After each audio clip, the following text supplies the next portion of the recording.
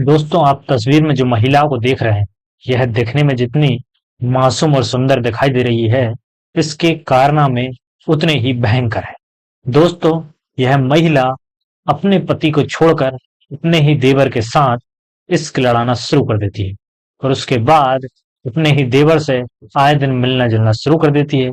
फिर एक दिन ऐसा होता है कि इसको अपने ही पति से हाथ धोकर बैठना पड़ता है, क्योंकि इस महिला के पति की जो है वह किसी के द्वारा हत्या कर दी जाती है। ऐसा क्या होता है कि इस महिला के साथ इतनी बड़ी घटना को अंजाम दिया जाता है और इसके पति को मौत के घाट उतार दिया जाता है। तो दोस्तों, कहानी में बने रहिएगा अंत तक। हेलो, नमस्कार, आदाब, स्वागत है आप सभी का आपके अपने यूट्यूब परिवार एलपी क्राइम की कहानी में। दोस्तों, मैं आशा करता हूं आप सभी अपने परिवार के साथ खुश होंगे, स्वस्थ होंगे। चलिए, तो आज की सच्ची घटना कहानी की शुरुआत करते हैं। दोस्तों, कहानी है उत्तर प्रदेश के मेरठ की। मेरठ में एक सरधना थाना क्षेत्र के अंतर्गत गांव आता है, जिसका नाम है नानू गांव। नानू गांव में एक राशिद नाम के व्यक्ति अपने परिवार के साथ रह रहे होते हैं। राशिद को जो है दो बच्चे थे, यानी दो लड़के थे। बड़े का नाम रहता है आदिल और छोटे का नाम रहता है गुलफाम। दोनों ही बच्चे बड़े ही होशियार थे, साथ ही पढ़ाई लिखाई करते हैं और अपने काम धंधा भी करना शुरू कर देते हैं। दोस्तों, धीरे धीरे दोनों बड़े हो रहे थे।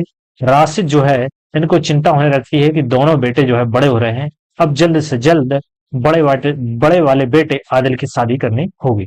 तो दोस्तों, आदिल की शादी के लिए मुजफ्फरपुर में एक लड़की राशिद के द्वारा देखी जाती है। राशिद लड़की को देखकर एक ही नजर में पसंद कर लेते हैं और घर आकर अपने सारा सब कुछ बताते हैं। उसके बाद राशिद और इनका बेटा आदिल साथ ही इनके परिवार के सदस्य जाते हैं मुजफ्फरपुर में लड़की को देखने के लिए। लड़की देखने में बेहद ही खूबसूरत थी, साथ ही दोस्तों संस्कारी थी। आदिल को भी लड़की पसंद आ जाती है। लड़की का नाम रहता है गजला। गजला जो है आदिल को पसंद कर लेती है और आदिल भी गजला को पसंद कर लेता है। इस प्रकार से दोस्तों दोनों का रिश्ता जो है वह तय हो जाता है और कुछ ही समय के पश्चात दोनों का एक दूसरे के साथ में शुभ मुहूर्त देखकर निकाह करवा दिया जाता है। अब आदिल और गजाला जो है, ये दोनों एक दूसरे के शादी के प्रेम के बंधन में बंध चुके थे। लेकिन दोस्तों, जो राशिद रहता है, इसका जो बड़ा बेटा रहता है आदिल, इस आदिल को जो है आदिल की मौसी गोद ले लेती है। वह कहती है कि मेरे पास में बच्चे नहीं है, यानी कुल मिलाकर आदिल की मौसी को कोई भी बच्चे नहीं हुए थे।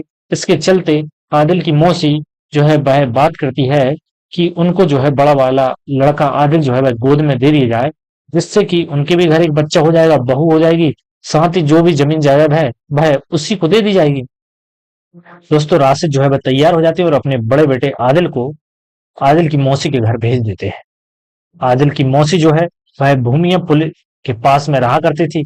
आदिल जो है वहां पर रहना शुरू कर देता है। दोस्तों, अब आदिल और गजला जो है दोनों अपनी जो मौसी रहती है उनके घर पर रहने लगते हैं और वहीं पर जो है अपना काम धंधा और खेती बाड़ी किया करते हैं। वक्त बीतता जाता है दोस्तों। आदिल कभी कभी जो है अपने पिता राशिद के यहाँ पर नानू गांव भी घूमने आया जाया करता था। वक्त बीतता जाता है। एक साल तक तो आदिल और गजला दोनों की प्रेम की कहानी बड़ी ही अच्छी चल रही होती है। दोनों एक दूसरे के साथ में भरपूर समय बिता रहे होते हैं, साथ ही लाइफ को एंजॉय कर रहे होते हैं। लेकिन दोस्तों, एक साल के बाद में जाने ऐसा क्या होता है कि गजला जो है अपने ही देवर गुलफाम के साथ में बातचीत करना शुरू कर देती है। गुलफाम भी अपनी भाभी गजला को देखकर पहले से ही फिदा था। वह भी अपनी भाभी को जो है बराबर हर काम में सपोर्ट करना शुरू कर देता है।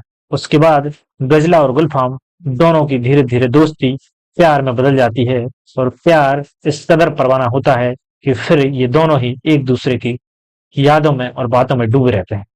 दोस्तों, वक्त बीतता जाता है और अब जो है समस्या यही होती है कि गुलफाम और भाभी गजला दोनों एक दूसरे से कैसे मिले, यानी देवर भाभी एक दूसरे के साथ में किस तरीके से मिल पाए।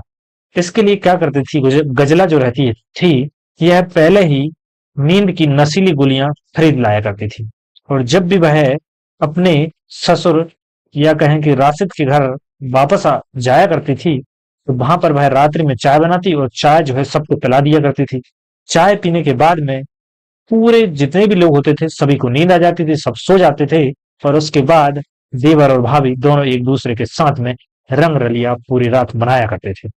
दोस्तों, अब ये सिलसिला लगातार जारी रहता है और जब भी गजला अपने देवर के घर आती थी गुलफाम के, वह नशीली दवाई लेकर आया करती थी और हर बार का यही रवैया था इनका कि नशीली दवाई चाय में मिलाकर सबको पिला देती थी और उसके बाद दोनों देवर और भाभी एक दूसरे के साथ में रातें रंगीन किया करते थे। वक्त बीतता जाता है दोस्तों, उसके बाद आदिल को अपनी ही पत्नी गजला के ऊपर शक होने लगता है। उसे लगता है कि उसकी पत्नी जरूर किसी न किसी के साथ में प्रेम संबंध में बंध चुकी है। उसके बाद आदिल जो है पता लगाने की कोशिश करता है कि गजला जो है उसकी पत्नी किससे बात करती है। तो पता चलता है दोस्तों कि वह किसी और से नहीं बल्कि उसके ही सगे भाई गुलफाम के साथ में प्यार संबंध में बंध चुकी है। उसके बाद आदिल जो है अपनी पत्नी गजला को तमाम तरीके से समझाइश देता है और मना करता है कि वह उसके भाई गुलफाम के साथ में इस तरह की बातें नहीं करे और उसके साथ में जो प्रेम संबंध चल रहा है उसको पूरी तरह से खत्म कर दे। गजला जो है बार बार हाँ तो भर देती है, लेकिन उसके बाद भी वह गुलफाम जो देवर रहता है उसके साथ में लगातार शारीरिक संबंध में बंधी हुई थी। दोस्तों, यह बात आदिल को बुरा लगता है और वह इस बात का पूरी तरीके से विरोध करता है, लेकिन गजला और गुलफाम इन दोनों का तो इश्क जो है अब सिर से ऊपर तक का परवाना हो चुका था। दोनों तमाम तरीके के ख्याल सोचने लगे थे और वह सोचते थे कि क्यों ना आदिल को हमेशा के लिए रास्ते से हटा दी जाए, जिससे कि देवर और भाभी दोनों हमेशा के लिए जिंदगी भर के लिए एक दूसरे के साथ जीवन यापन कर सकें। दोस्तों, आदिल जो रहता है वह अपनी पत्नी को समझाता है, लेकिन पत्नी मानने को तैयार नहीं होती है। उसके बाद गजला जो है अपने ही देवर गुलफाम के साथ मिलकर अपने ही पति को मौत के घाट उतारने की साजिश रचना शुरू कर देती है। उसके बाद दोस्तों एक दिन आदिल और गजला जो है अपने राशिद यानी पिता के घर जाते हैं, यहाँ पर रुकते हैं और इस रात भी यह सेम तरीका अपनाया करती है। जो नशीली चाय बनाती थी वह बनाकर सबको पिला देती है और उसके बाद फिर जो है दोनों देवर और भाभी शारीरिक संबंध बनाते हैं। दोस्तों, इस रात जो है वह आदिल की नींद जो है वह खुल जाती है और वह इन दोनों को गंदा काम करते हुए पकड़ लेता है और उसके बाद जो है घर में बवाल मच जाता है। दोस्तों, फिर जैसे तैसे मामला शांत होता है और आदिल जो है बहुत ही ज्यादा अपनी पत्नी से नाराज हो गया। उसके बाद दोस्तों गजला और गुलफाम यानी देवर और भाभी दोनों सोचते हैं कि क्यों ना आदिल को हमेशा के लिए मौत के घाट उतार दिया जाए, जिससे कि दो जगह की संपत्ति हमारे पास में आ जाएगी। कुल मिलाकर आदिल की जो मौसी है वह संपत्ति भी हमारे पास आ जाएगी और साथ ही पिता के पास जो संपत्ति है वह तो हमारे पास है ही। गजला और गुलफाम दोनों मिलकर यह प्लानिंग काफी अच्छे से तैयार कर लेते हैं कि किस समय और किस घड़ी आदिल को मौत के घाट उतारना है। उसके बाद दोस्तों फिर ये वही तरीका अपनाते हैं कि नशीली चाय में जो है मिलाकर दवाई पूरे परिवार को दे देते हैं, साथ ही आदिल को भी पिला देते हैं। पीने के बाद पूरा परिवार सो जाता है। उसके बाद गजला और गुलफाम जो है दोनों अपनी रणनीति के अनुसार कार्य करना शुरू कर देते हैं। दोस्तों, गुलफाम जो है सीधा आदिल के कमरे में जाता है और आदिल के ऊपर तवाड़तोड़ तरीके से तलवार से वार करना शुरू कर देता है। पहला बार सीधा गर्दन पर करता है और दूसरा तीसरा इस तरीके से लगातार 5 से 10 बार करता है और पूरे शरीर को गोद कर रख देता है और आदिल को जो है वह मौत के घाट उतार देता है। अब समस्या ये थी कि मौत को तो आदिल की कर दी है, मार के गिरा दिया है आदिल को, अब इसकी मौत को ठिकाने किस तरीके से लगा जाए। दोस्तों, दोनों गुलफाम और गजला रातों ही रात आदिल की लाश को जो है कार में भरते हैं और पास के ही एक डैम के पास ले जाकर फेंक देते हैं। वापस घर आ जाते हैं और दोनों सो जाते हैं। सुबह होती है, आदिल जो है घर में दिखाई नहीं देता है। माता पिता और सभी लोग जो है आदिल को ढूंढ रहे होते हैं, साथ ही गजला और गुलफाम भी ढूंढने की जो है नाटक की कार्रवाई कर रहे होते हैं, क्योंकि इन दोनों ने तो पहले ये कांड कर चुके थे। दोस्तों, उसके बाद कोई एक शख्स तो ये लाश दिखाई देती है, वह सीधे पुलिस कंट्रोल रूम को फोन करता है और बताता है कि एक लाश तालाब के किनारे पड़ी हुई है। इस तरीके की पुलिस जो है तुरंत मौके पर पहुंचती है और जाकर लाश की पहचान करने की कोशिश करती है। दोस्तों, इतने में ही जो राशिद रहते हैं आदिल के पिता, वह भी पुलिस स्टेशन पहुंच जाते हैं और अपने बेटे की गुमशुदगी की रिपोर्ट दर्ज करा देते हैं। उसके बाद पता चलता है कि कल रात्रि में ही उनका बेटा गायब हुआ है पुलिस जो है लाश को उठाकर अस्पताल ले जाती है, यहाँ सुहा का पोस्टमार्टम करवाया जाता है। और उसके बाद यह उसी थाना क्षेत्र यानी सरधना थाना क्षेत्र की बात थी। तो उस रात में केवल एक ही इस तरह की घटना हुई थी। तो सीधा जो है राशिद को पुलिस के द्वारा फोन लगाया जाता है और बताया जाता है कि एक लाश हमें मिली है, आकर आप देख सकते हैं, हो सकता है कि आपके बेटे की हो। दोस्तों राशिद जैसे ही हॉस्पिटल पहुंचते हैं और लाश को देखते हैं तो उनके पैरों तले जमीन खिसक जाती है और जो है बेहोश हो जाते हैं, क्योंकि वह लाश किसी और की नहीं बल्कि उनके ही बड़े बेटे आदिल की थी। दोस्तों यह सब तो ठीक था कि आदिल की मौत हो चुकी है, लेकिन अब सबसे बड़ी चुनौती पुलिस के सामने यह थी कि आदिल को आखिर मारा किसने है। दोस्तों फिर पुलिस जो है परिवार के सदस्यों और साथ ही आदिल जो है इनकी लोकेशन और मोबाइल नंबर की लोकेशन ट्रेस करना शुरू करती है। तो पता चलता है कि पूरे ही परिवार की लोकेशन आसपास थी, साथ ही जो है आदिल इसके भी मोबाइल की लोकेशन जो है वहीं कुल मिलाकर गांव यानी नानू गांव में ही थी। पुलिस को लगता है कि आदिल जो है गांव से बाहर कहीं गया नहीं, लोकेशन जो है गांव की है, तो हो सकता है कि गांव के ही किसी ने इसके साथ में हत्या की है।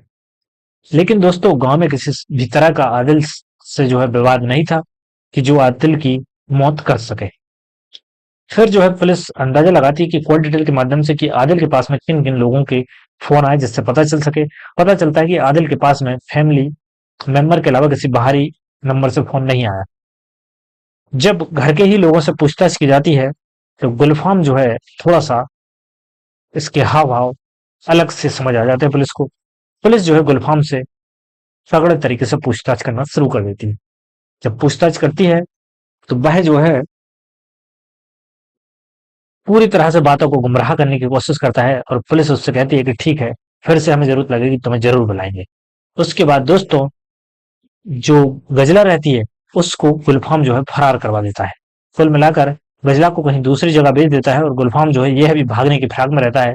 इतने में पुलिस जो है वह गुलफाम को पकड़ लेती है, साथ ही गुलफाम को पकड़कर फिर थाने ले जाती है। फिर से पूछताछ की जाती है तो गुलफाम अपना जुर्म कबूल कर लेता है और बताता है कि उसका उसकी ही भाभी गजला के साथ में प्रेम संबंध थे, इसी के चलते उन्होंने अपने बड़े भाई आदिल को जो है मौत के घाट उतार दिया। दोस्तों जब ये बात सबको पता चलती है तो सब एकदम हैरान से रह जाते हैं कि क्या कोई भाई अपने ही भाई का इस तरीके से हत्या कर सकता है और साथ ही अपनी भाभी के प्रेम के बंधन में इस प्रकार से बंध सकता है। तो दोस्तों उसके बाद गुलफाम को पुलिस गिरफ्तार कर लेती है और सीधा जो है गुलफाम को जेल भेज दिया जाता है। लेकिन अभी आदिल की पत्नी गजला जो है वह पुलिस की गिरफ्त से दूर है। साथ ही दोस्तों पुलिस जो है तमाम तरीके के एंगल से इसकी जांच करने में लगी हुई है कि ताकि और भी किन किन लोगों का इस हत्या या साजिश में हाथ हो सकता है। तो दोस्तों ये थी आज की सच्ची घटना कहानी। क्या राय है आपकी इस कहानी के बारे में वो आप हमें कमेंट बॉक्स में दे सकते हैं।